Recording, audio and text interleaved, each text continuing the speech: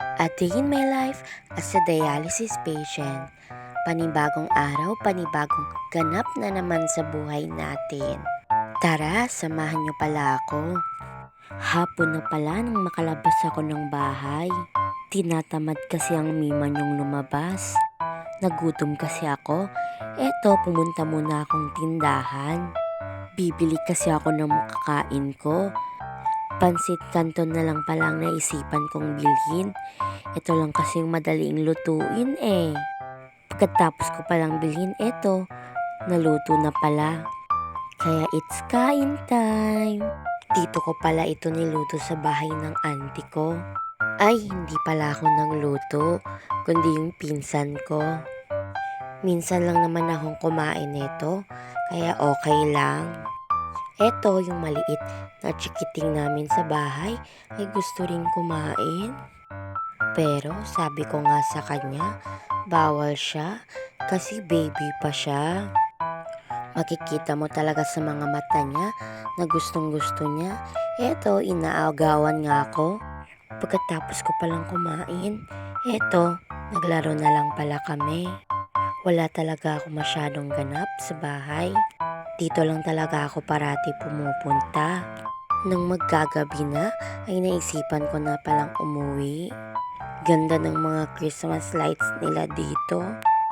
At eto, nang makauwi ako, ay naisipan ko na palang ipagpatuloy yung mini DIY keychain ko. Konti pa lang kasing mga nagawa ko. Kailangan ko na talaga itong tapusin. Malapit-lapit na kasi ang Christmas eh. Kaya kailangan ko na talaga itong tapusin. At eto, binibilang ko pala yung mga stickers. Mukhang kukulangan kasi ako. Kung tinatanong nyo po kung wala akong ginagawa sa bahay, wala po akong ginagawa sa bahay. Boring na nga po ako sa bahay eh. Kaya dito ko na lang pinaglalaanan ng oras ko sa mga bagay-bagay. Katulad na lang nito ng paggawa ko ng mini DIY keychain. Pero minsan iniisip ko na sayang yung pera. Yung perang ginastos ko dito para bumili. Katulad ng bumili ako ng ukulele. Pero hindi ko naman ginagamit. Hindi kasi ako marunong tumugtog eh. Kahit ilang beses akong nanonood sa YouTube, hindi ko talaga nakukuha.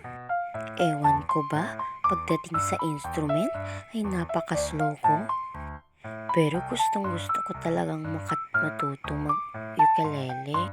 Kaya sabi nga nila, kung gusto mong makuha yung gusto mo, ay dapat paghirapan mo muna. Kaya porsigido akong matutong mag-ukulele.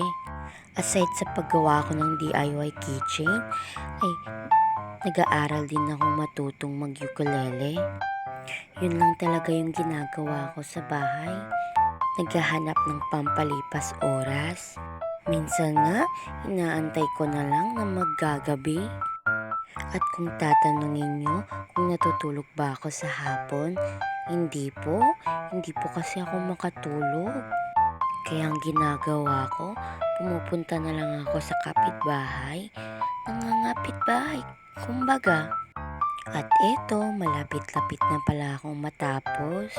Sobrang nakukutan talaga ako sa ginawa ko. Simple lang naman yung ginawa ko. At least cute siya. At syempre, made with a heart siya. Hanggang dito na lang. Bukas ulit. Salamat!